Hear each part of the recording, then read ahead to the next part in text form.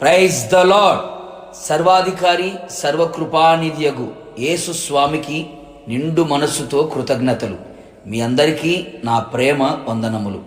ఈ దినపు యేసయ్య జీవపు మాట యోబు గ్రంథము 11వ అధ్యాయము 15వ వాక్య భాగము.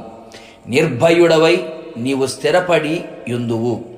యేసయ్య అడుగు జాడలలో నడిపించబడుచు పరలోక రాజ్యము కొరకు ప్రయాసపడుచున్న పరిశుద్ధులారా, మన యేసయ్య మనందరినీ ఎంతగానో ప్రేమించెను. ఆయన స్వకీయ సంపాద్యమైన మనలను నిర్భయమైన జీవితము కలిగి ఉండాలి అనేది ఆయన వాంఛి అయి ఉన్నది.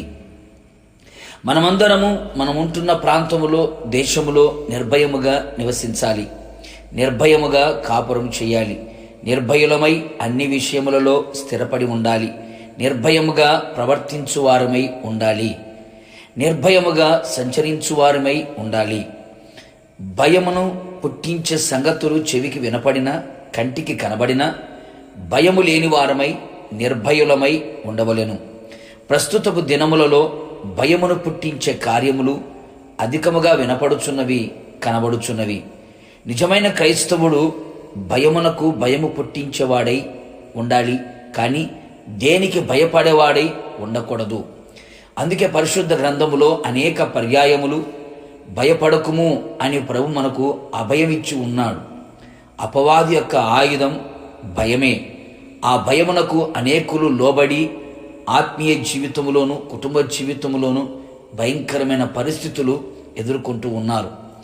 మనము నిర్భయులమై ఉండునట్లు మన మనస్సును వ్యర్థమైన వాటి మీద ఉంచక తిన్నగా ఆయన వైపు నిలిపి, ఎల్లప్పుడూ ఆయన వైపు మన చేతులు చాపి ఆయన మీదనే ఆధారపడి, పాపము మన చేతిలో ఉండుట చూచి దాన్ని విడిచిపెట్టి మన గుడారములో అంతరంగములో ఉన్న దుర్మార్గతను కొట్టివేసిన వారమై జీవించెదము. యథార్థమైన ప్రవర్తన కలిగిన వారమై బ్రతికెదము. మనము శత్రువుల చేతిలో నుంచి విడిపించబడి మన జీవిత కాలమంతయు నిర్భయులమై ఆయన సన్నిధిని పరిశుద్ధముగాను నీతిగాను యేసయ్యను సేవించుటకు రక్షణ భాగ్యము ఆయన దయచేసెను. దేశములో, కుటుంబములో విల్లును, ఖడ్గమును, యుద్ధమును ఉండకుండా మాన్పించి నిర్భయమైన జీవితం మన యేసయ్య మనకు అనుగ్రహించును.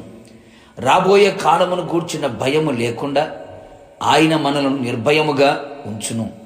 యేసయ్య మన పక్షముగా ఉండగా మన ఎదుట ఉంచబడిన ఎలాంటి సమస్యలైనా, రోగములైనా, శత్రువు కార్యములైనా, మనుషుల కుయుక్తులైన భయపడకుండా నిర్భయులమై యేసయ్య రాకడలో ఆయనను మనము ఎదుర్కొనేదము.